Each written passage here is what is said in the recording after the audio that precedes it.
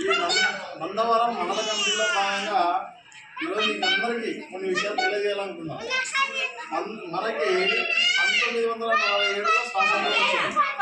స్వాతంత్రం రాకముందు మనలందరినీ పూర్వకులం అని చెప్పేసి అప్పుడు స్వాతంత్రం వచ్చిన తర్వాత 1950లో రాజ్యాంగం ఏర్పడింది.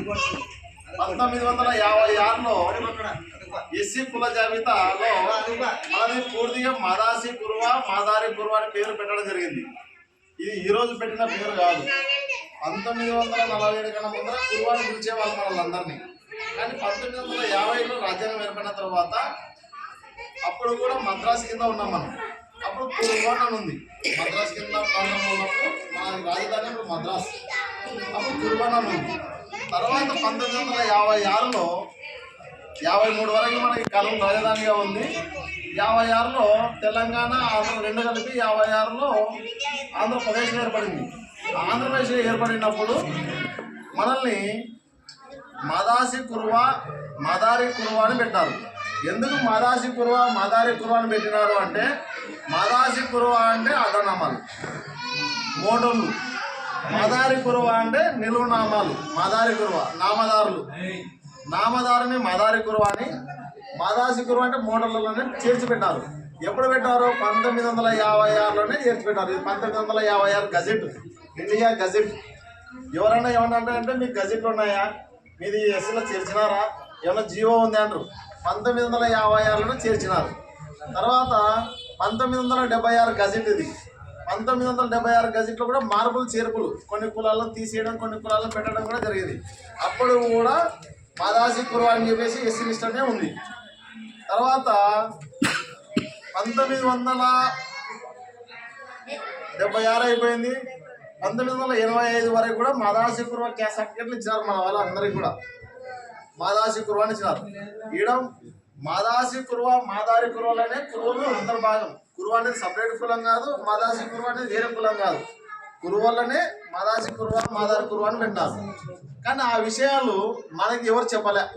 మీ కులాన్ని ఎస్సీ లిస్ట్లో పెట్టినాము అని చెప్పేసి మనకి అధికారులు ఎవరు చెప్పలే. మా కులాన్ని ఏడబెట్టినారని మనం పోయి అడగలే. ఏమంటే అప్పట్లో చదువు లేదు కాబట్టి. 1985 తర్వాత ఏం చేశారు అంటే, అప్పుడు 1970లో బీసీ కులాలకు కూడా రిజర్వేషన్ ఏర్పడింది. బీసీ కులాలకి రిజర్వేషన్ ఏర్పడినప్పుడు కురుమ అనే కులాలు కూడా తీసుకొచ్చారు. తెలంగాణలో చండేశ్వరి గోత్రం ఉన్న వాళ్ళు మాత్రమే కురుమలు. ఆ కురుమల్ని కూడా తీసుకొచ్చినారు. తర్వాత కర్ణాటక ప్రాంతంలో వాళ్ళకి గురుపీఠాలు ఉంటాయి, వాళ్ళని కురుమలు అంటారు. వాళ్ళు కూడా గొర్రెలే కాస్తారు. తెలంగాణలో ఉన్నటువంటి చండేశ్వరి గోత్రం ఉన్న వాళ్ళు కూడా గొర్రెలే కాస్తారు.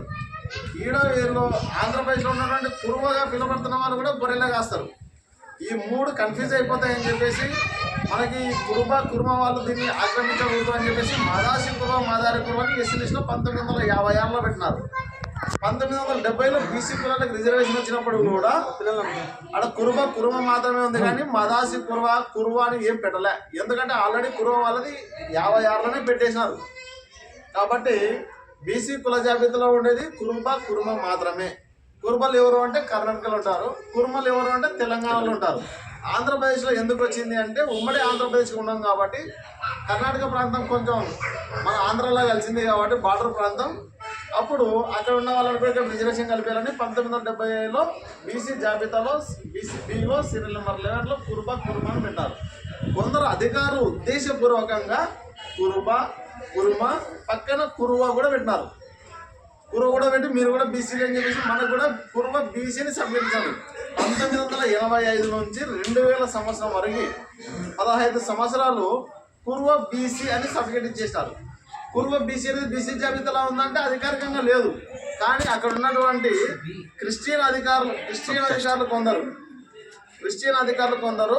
వీళ్ళకు కూడా రిజర్వేషన్ వస్తే వీళ్ళు పైకి ఎదుగుతారు, వీళ్ళు ఎక్కడ గొర్రెలు కాసుకుంటుంటే ఎక్కడ ఉంటే అక్కడే ఉండాలి వీళ్ళు అని చెప్పేసి మనకి రిజర్వేషన్ అందకుండా కొందరు అధికారులు కుట్రలు పన్ని మనల్ని కురుమ పక్కన కురువ పెట్టి మనకి కురువ బీసీని సబ్జెక్ట్ ఇచ్చారు. కురువ బీసీ అనేది బీసీ జాబితాలో లేదు. ఒక్క ఎంఆర్ కూడా సంతకం ఉన్నాయా? ఒక్క నిమిషం కురువ బీసీ అనేది బీసీ జాబితాలో లేకపోయినా ఇచ్చినారు. మళ్ళీ ఏం చేశారు అంటే 2000 సంవత్సరం నుంచి ఈరోజు 2026 సంవత్సరాలు కురుబ బీసీ అని ఇస్తున్నారు. ఫస్ట్ ఏమో నా దగ్గర ఉన్నాయి 3 రకాల సర్టిఫికేట్లు ఉన్నాయి. 3 రకాల సర్టిఫికేట్లు ఏమి అంటే, ఆయనకి ఫస్ట్ మదారి కురువ మల్లికార్జున అని చెప్పేసి ఈయనకి 1985లో మదాసి కురువానికి సర్టిఫికేట్ ఇచ్చినారు ఎంఆర్ఓ. తర్వాత 86లో కూడా మదాసి కురువ ఇచ్చినారు.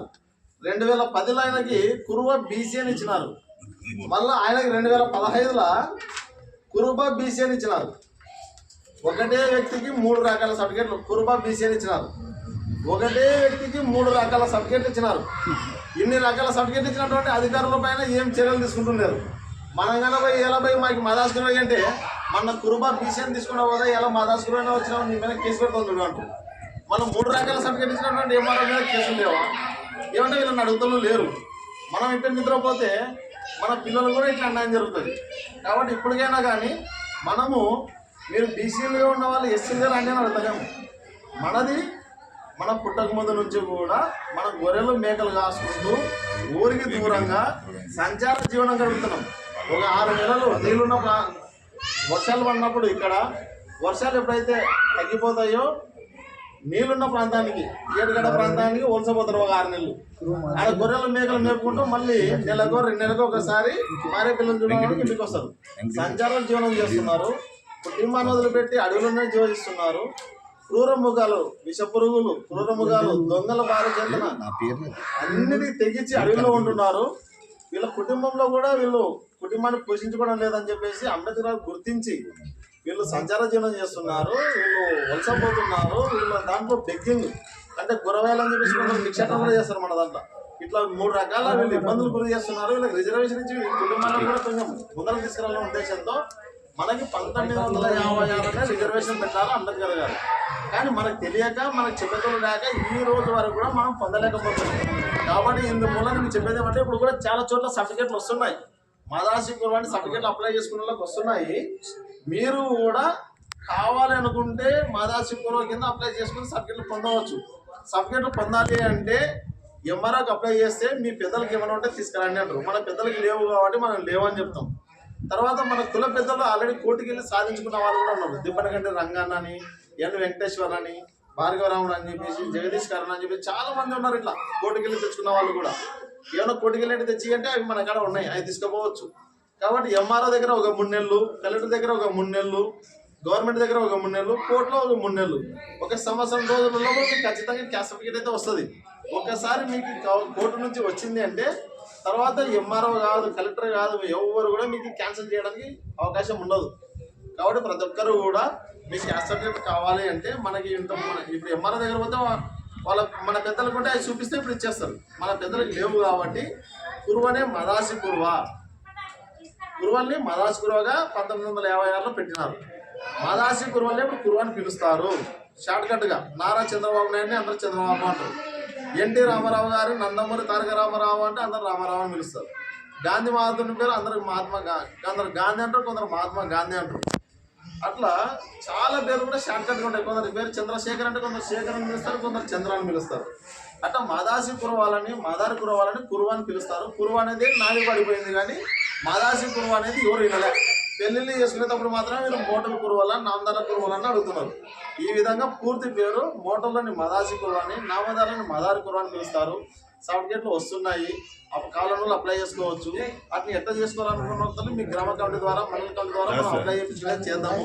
ఈ విధంగా మనకి గవర్నమెంట్ జీవోలు ఉన్నాయి, గజెట్లు ఉన్నాయి, గ్యాస్ సర్టిఫికేట్లు ఉన్నాయి, కోర్టుకి వెళ్ళి గెలిచొచ్చిన వాళ్ళ సర్టిఫికేట్లు ఉన్నాయి.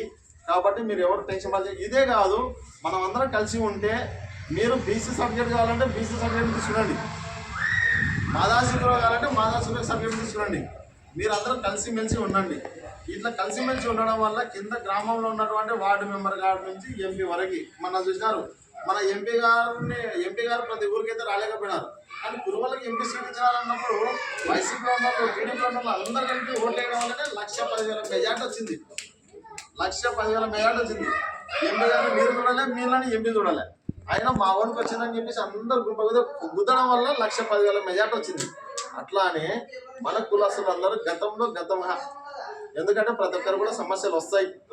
సమస్యలు వచ్చినప్పుడు మీకు 10 మంది ఎన్నికలు నిలబడాలంటే 10 మందికి సమస్యలు వచ్చినప్పుడు మీరు నిలబడితే మీకు వాళ్ళు వస్తారు. ఇది పెట్టుబడి లాగా. కాబట్టి మీరు కూడా ఎవరికైనా సమస్య వచ్చినట్టు అది నా సమస్య అనుకుని ముందర కదలండి. మీకు ఏదైనా ఇబ్బంది కలిగినప్పుడు వాళ్ళు వస్తారు. కాబట్టి ఈ విధంగా మనం ఒకరికొకరం యూనిట్గా ఉండి కమిటీ వేసుకొని మన్నవరం మండల కమిటీ వేసుకున్నాము. ఈ కమిటీ ఆధ్వర్యంలోనే మళ్ళీ ప్రతి గ్రామానికి ఈ మండల కమిటీ వచ్చేసి ప్రతి గ్రామంలో గ్రామ కమిటీలు వేస్తుంది. కాబట్టి ఇప్పుడు నందవరం మండల కమిటీ వేసుకోవడానికి ప్రతి గ్రామం నుంచి కూడా ఒక పేరు కానీ 2 పేర్లు కానీ 3 పేర్లు కానీ పేరు ఇవ్వాల్సిందిగా ఈ సందర్భంగా